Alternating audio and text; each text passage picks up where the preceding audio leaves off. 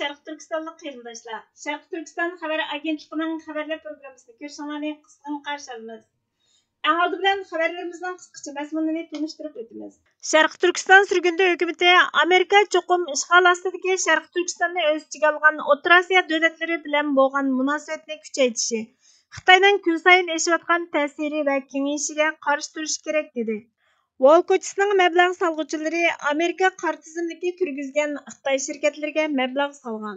Sobiq Hindiston armiyasi generali bir Xitoy siyosati axlat, Tibet va Sharq Turkiston harakatini qo'llab, Beijingni chekindirish kerak dedi. Tunda tafsiliy mazmunni texnologiyaga sunamiz. Atlantik Kengashi xabar tori 6-sentabr kuni Amerika cho'qim O'rta Osiyo davlatlari bilan bo'lgan munosabatini kengaytirish kerak degan temada intayin muhim bir maqola e'lon qilgan bo'lib, maqolada Amerika prezidenti Jo Baydenning hokimiyati Xitoyning ortgan nufuziga qarshi turish uchun Osiyodagi davlatlar bilan bo'lgan diplomatik munosabatini kuchaytirishni maqsad qildi. Mayda prezident Bayden Yaponiya, Hindiston va Avstraliya rahbarlari bilan ko'rishib, Xitoyga munosabatlik bir qator jug'rafiyalik iqtisodiy masalalarni muzokara qildi. Avgustda Bayden David lagerida Yaponiya va Koreya rahbarlarini kutib olib, bu davlatlarning Osiyodagi bexatarligini qanday oshirg'ili bo'ladiganligini muzokara qildi. Bayden 9-oyning 10-kunidan boshlab Vyetnamni ziyorat qilishni planladi. Mushu hafta muavin prezident Kamala Harris Indoneziyaga berib, Sharqi-Janubiy Osiyo ellari ittifoqi yig'iniga qatnashdi. Bu ziyoratlar Amerikaning o'tgan yildagi Osiyodagi diplomatik tashabbusini asos qilgan bo'lib, Bayden hukumati 2022-yili 12 sheriki bilan Hind-Tinch okean farovonligi iqtisodiy ramkasini yo'lga qo'ydi. Bu tashabbus Amerikaning ta'minlash zanjiridagi tannarxini tuvallatib, ta'minlash zanjirini chidamli qilishga yordam berishini maqsad qilgan. Bundan boshqa Amerikaning rayon bilan bo'lgan diplomatik taraqqiyotini ilgari surish, iqtisodiy aralashishni kengaytirishni nishon qilgan. Sharqi-Janubiy Osiyodagi sheriklari bilan texmi cho'nqur munosabat o'rnatishni maqsad qilgan. Amerika Sharqi-Janubiy Osiyo ellari ittifoqining universal strategik sheriklik munosabatini e'lon qildi. O'rta Osiyodagi bu davlatlar yerlik masalalarni hal qilish, masalalari bor qo'shnilariga to'salg'i bo'lish uchun G'arb bilan munosabat o'rnatishni xohlaydi. Qozog'istonning ayni vaqtdagi prezidenti Nursulton Nazarboyev 1990-yillarda Amerika bilan hamkorlashgan. Hozirgi prezidenti Qosim-Jo'mart To'qayev yaqinda Amerika-Qozog'iston munosabatini maqtab, Amerikaning zamin butunligi, egilik huquqini qo'g'dishiga hurmat qilganligini aytdi. Turkmanistonmi Amerikadan mamnun. Yaqinda Turkmanistonning Amerikada turishliq bosh elchisi Mert O'razov Amerikaning O'rta Osiyo davlatlari bilan maslahat kengashi olib borganligidan mamnunligini bildirdi. Bayden hukumati bu rayonning jug'rafiyalik siyosiy va jug'rafiyalik iqtisodiy yoshirin kuchini e'tirof qilgan bo'lsa-mu, harakat kamchil. Hozirgacha hech qanday Amerika prezidenti bu rayonni ziyorat qilib boqmadi. Kelgusida ziyorat qilishmi planlanmadi. Shuning bilan bir vaqtda Xitoy rahbari Xi Jinping va Rossiya prezidenti Vladimir Putin bu rayonga qattiq qiziqadi. Ukraina ishg'oli tufaylidan Rossiyaning ta'siri azaygan bo'lsa-mu, bu bo'shliqni Xitoy to'ldirib o'tadi. Amerika diplomatiyani oshirish uchun ba'zi harakatlarni qilgan bo'lsa-mu, ammo yetarli emas. 2015-yili boshlangan Amerika va O'rta Osiyodagi 5 davlatning diplomatik supsi o'zaro hamkorlikni kuchaytirishning yaxshi boshlanishi bo'ldi. Amerika O'rta Osiyo davlatlarining Rossiya va Xitoyga bo'lgan tayinishini azaytish uchun iqtisodiy, energiya, muhit va bexatarlikda hamkorlashish xizmat gruppasi tashkilladi. 2-oyda Amerika davlat ishlari kotibi Antony Blinken Qozog'iston va O'zbekistonni ziyorat qilib, bu davlatlarga har sohada yordam qilganligini bildirdi. 30 necha yildan beri Amerika bu davlatlarga yetarsiz mablag' solib, normal tijorat munosabati saqlab keldi. Qozog'iston, O'zbekiston, Tojikiston qatorliq davlatlar garchi xalqaro pul fondi, savdo tashkilotining belgilamalariga moslashdi-mu, burunqi Sovet ittifoqiga munosabatlik Jackson-Vanik tuzatishning cheklanishi tufaylidan Amerika bilan normal tijorat qila olmaydi. Parlamentning buni amaldan qoldirishi, Amerikaning O'rta Osiyo bozorlari va iqtisodini kuchlantirishi, rayondagi Xitoy ta'siriga qarshi tashqi siyosatining nishonini belgilashi lozim. Burunqi xatoliklarni tuzatish va qo'yiq munosabat o'rnatish uchun Amerika O'rta Osiyodagi 5 davlatning iqtisodiy bir gavdalashishi va Kaspiy dengizining ul asliya taraqqiyotiga ilhom berishi kerak. Bunda qilganda O'rta Osiyo davlatlari Kavkaz davlatlari bilan hamkorlashib, O'rta koridorni texmi to'liq taraqqiy qildira oladi. Oxirida Amerika O'rta Osiyo davlatlari bilan bo'lgan hamkorlikni kengaytirib, rayonning bexatarligini ilgari surdi. Nazarboyev O'rta Osiyo davlatlari yadro qurolsizlantirish kelishimnomasining imzolanishiga kuch chiqardi. O'rta Osiyodagi davlatlar Amerika bilan hamkorlashib, yadro materiallarining davlat sirti kuchlarning qo'liga tushib ketishining oldini oldi. Amerika yana 5 davlatni davlatning sheriklik planiga qatnashishga taklif qildi. Amerikaning O'rta Osiyo jumhuriyatlari bilan texmi ko'p aloqalashish uchun ko'p qatam oltin fursatlar keldi, ammo hozirgacha bahramand bo'linmadi.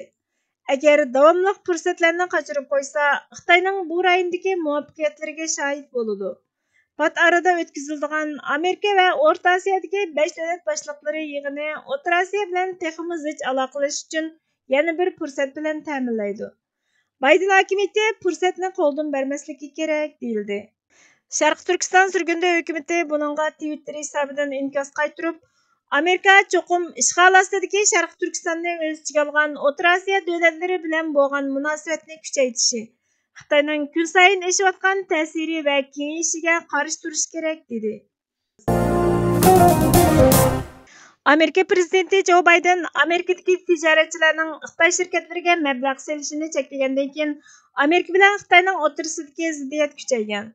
Mail Online xabar to'rining 4-sentabr kunidagi xabariga qaraganda, Wall ko'chasining mablag' solg'uvchilari Amerika qora tizimiga kirgizgan Xitoy shirkatiga mablag' solgan.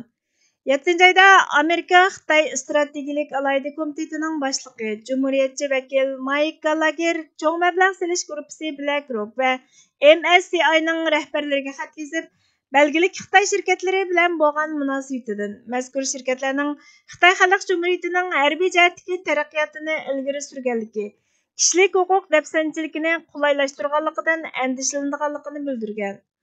Xatga yana Demokratchilar partiyasining va komitetining a'zosi Raja Krishnamurti imzo qo'ygan.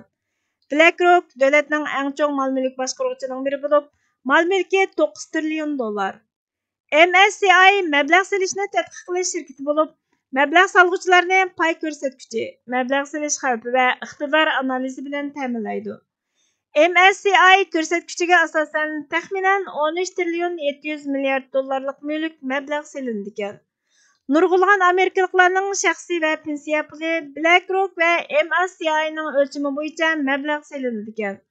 Mike Gallagher va Raja Krishnamurti har ikki shirkat uchun tekshirish elib berib, bevosita yoki vositalik turda BlackRock va MSCI mablag'ining partiyasi bo'lgan qora tizimlikka kirgizilgan necha 10 Xitoy shirkatlarini aniqlab chiqqan.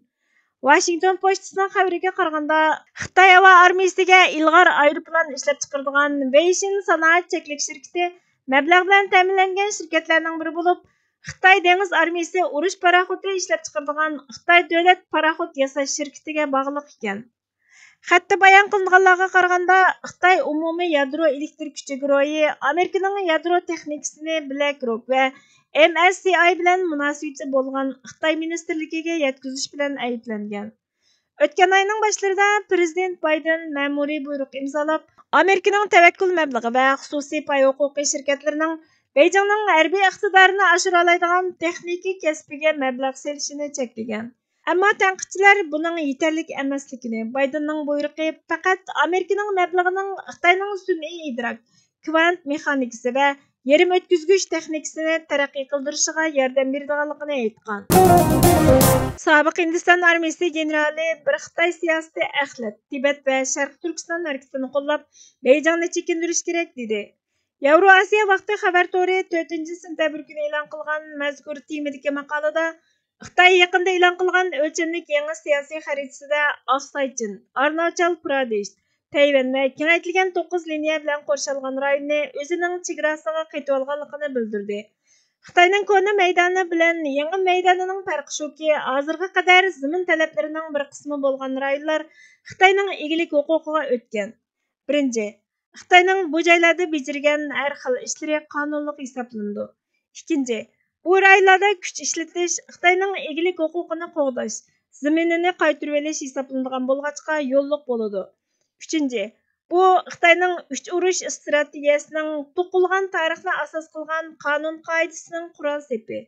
4. U o'zi xohlagan vaqtda Hindiston yoki Tayvanga qarshi zo'rlik bilan harakat qilishning asosi. 5. Bu joylarda Xitoy qonuni ijro qilinadi. Bu joylar Xitoy qonunining boshqarish tavallikida bo'ladi. Xitoy Janubiy dengizni o'zining tavalligi deb qaraydi. Bu muhim tijorat yo'li bo'lganlikdan xalqaroga ta'sir ko'rsatadigan natija borliqqa keladi.